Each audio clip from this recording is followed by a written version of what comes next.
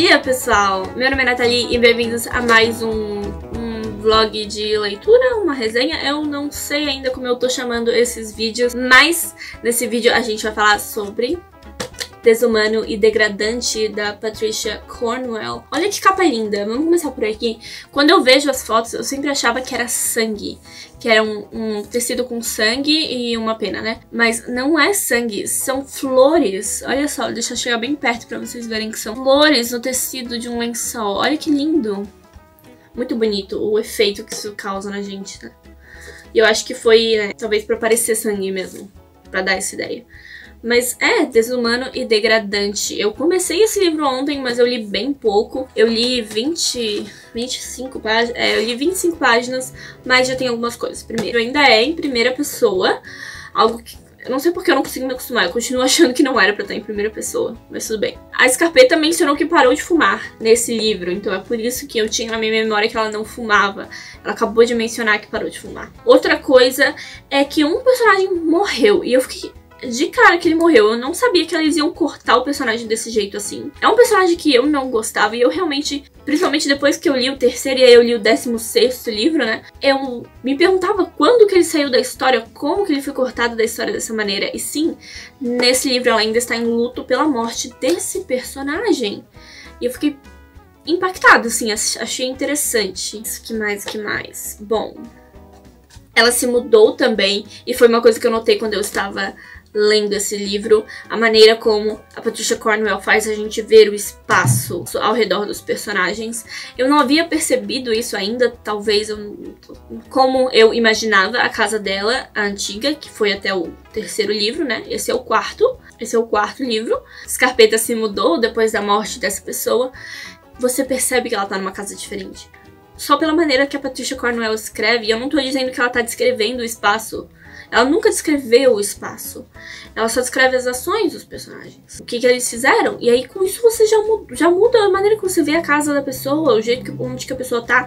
E eu percebi isso até antes da Scarpetta mencionar no livro que ela se mudou, que ela não tá mais morando na casa antiga. E eu já tava pensando, realmente, você não tinha falado que tinha feito isso quando você morava na outra casa, porque a outra casa não tinha lareira, por exemplo.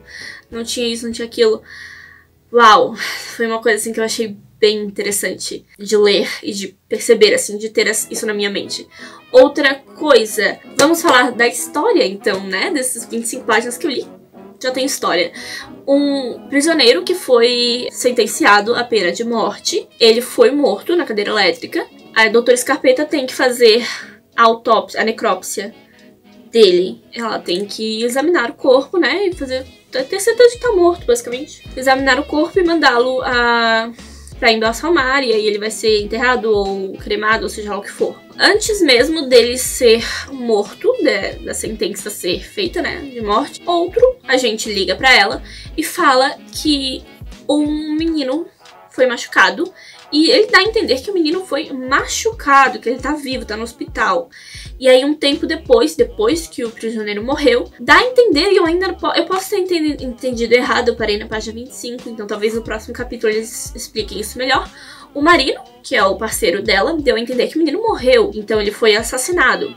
Essa é a primeira vítima mencionada no livro. Mas aí tem algumas coisas interessantes acontecendo com o prisioneiro que foi morto. Porque a primeira coisa ali que apareceu foi que ele tinha recibos recentes de lugares onde ele pode ter ido, sabe? Tipo, recibos de lugares onde ele pode ter ido recentemente nos bolsos das calças. Só que ele era um prisioneiro no corredor da morte, ele não podia sair da prisão.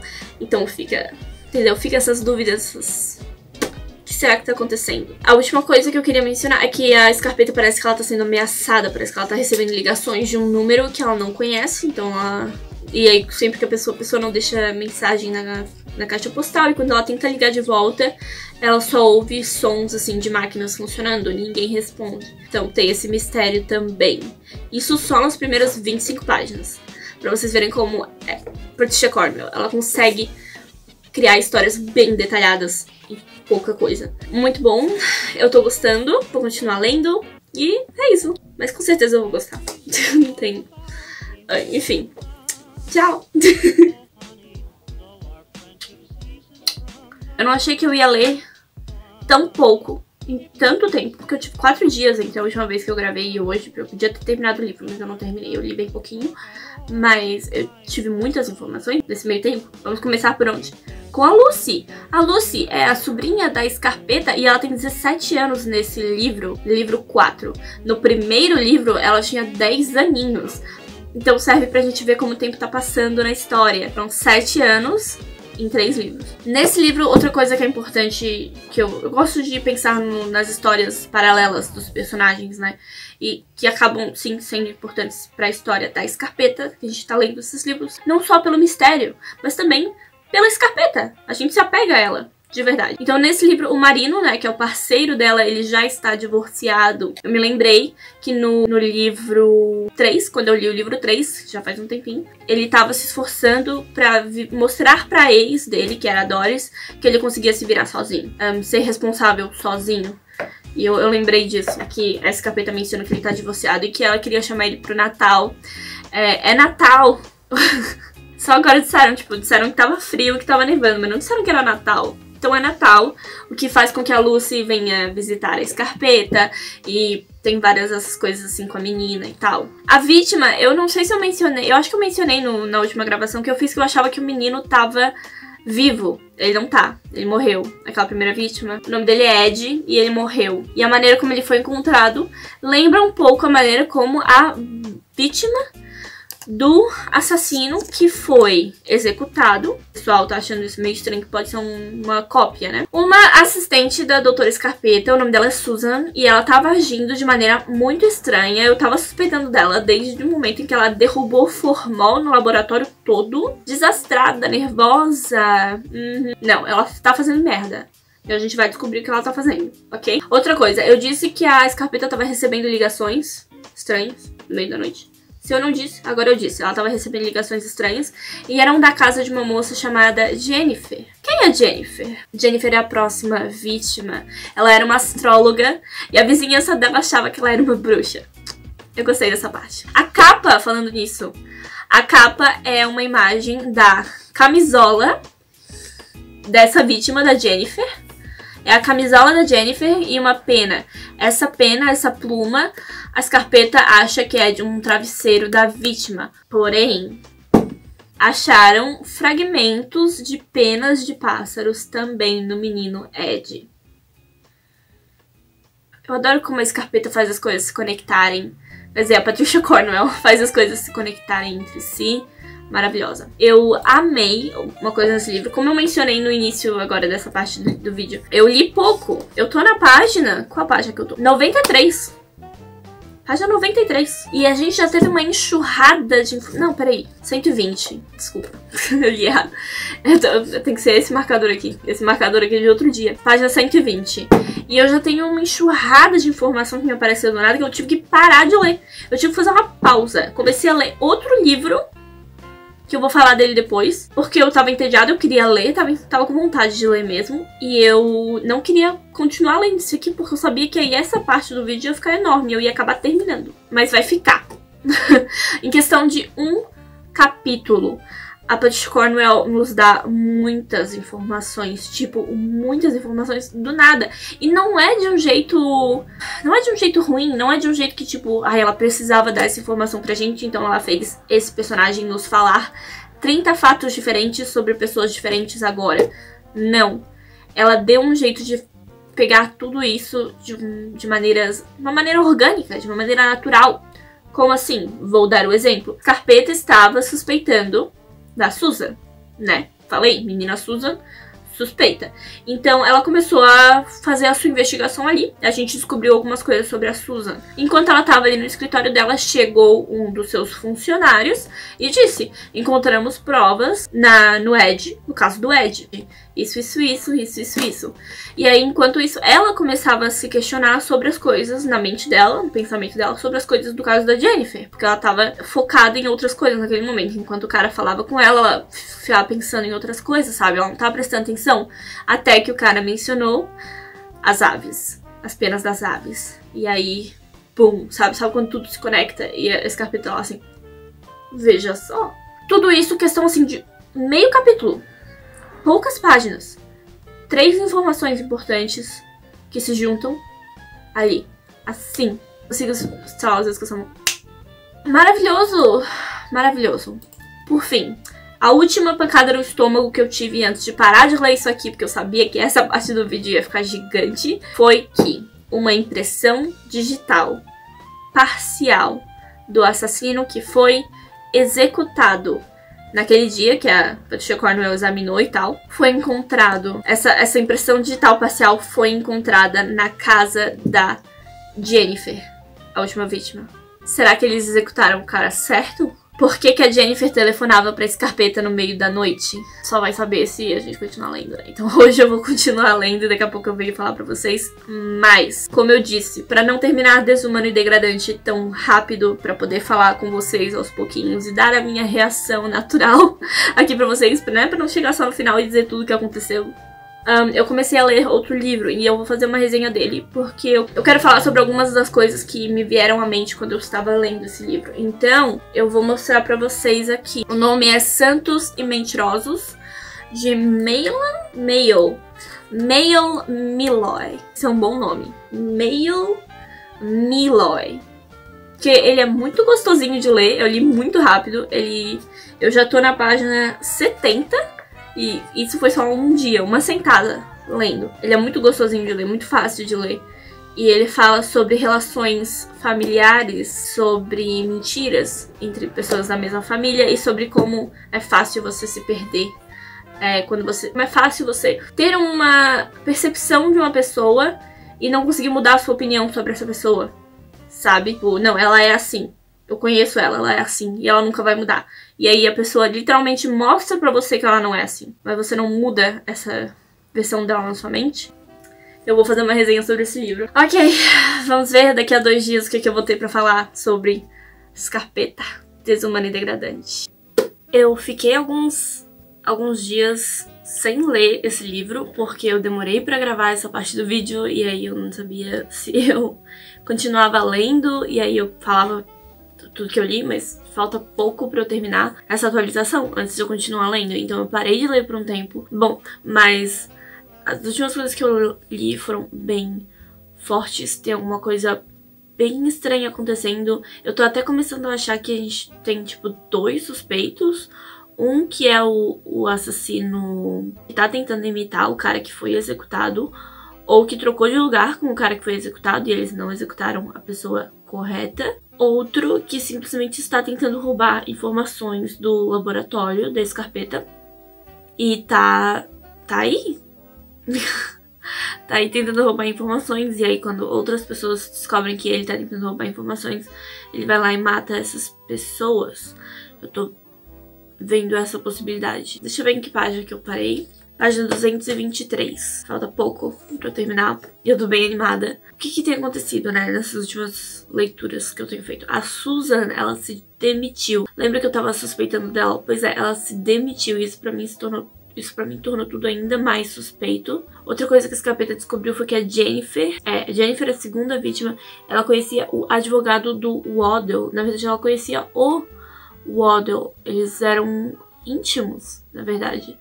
O Waddell, no caso, é o cara que foi executado na cadeira elétrica. E o nome do advogado é Nicholas. Eu nem sabia mais qual era o nome dele, é Nicholas Grumman. E eu acho ele muito suspeito. Eu acho que ele tinha os meios pra fazer isso e fazer parecer que o Waddell é que tinha cometido o crime, sabe? Então eu acredito que pode ter sido ele. Ainda não sabemos. Outra coisa foi que alguém ligou pra Scarpetta fingindo ser o irmão da Jennifer.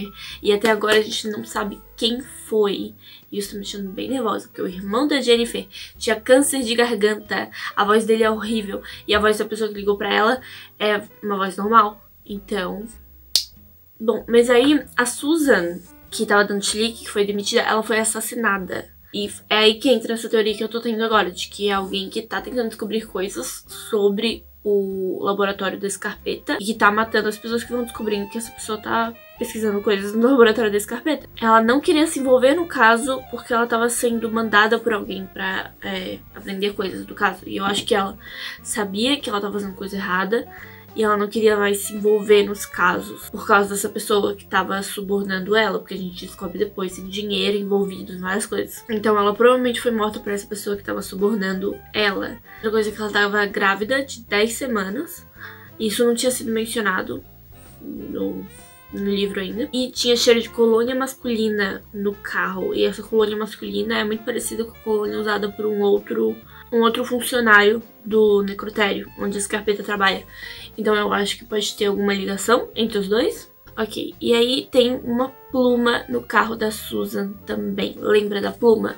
Das peninhas que estão sendo encontradas? Foram encontradas penas com o Ed, que foi a primeira vítima. Foram encontradas penas com a Jennifer, que foi a segunda vítima. E agora encontramos uma pluma também no carro da Susan. E o tipo de pluma, de acordo com a análise, né, análise forense, é uma pluma de pato, uma pena rara, uma pena que não é usada em qualquer produto, assim, não é? Tá tudo ligado, então, porque se todos esses assassinatos têm uma pluma neles, quer dizer que alguma coisa tem, nem que sejam pessoas que morem juntas. Uma conexão entre essas pessoas existe. Outra conexão entre as duas é que a Susan e o Ed foram mortos pela mesma arma, ou pelo mesmo calibre de arma. E, bom, eu vou continuar lendo, eu tô quase terminando, e eu realmente acredito que ou o Ben, que é o funcionário do necrotério que tem cheiro de colônia, ou o Nicholas Grumman, que é o advogado do Waddle, que foi morto na cadeira elétrica,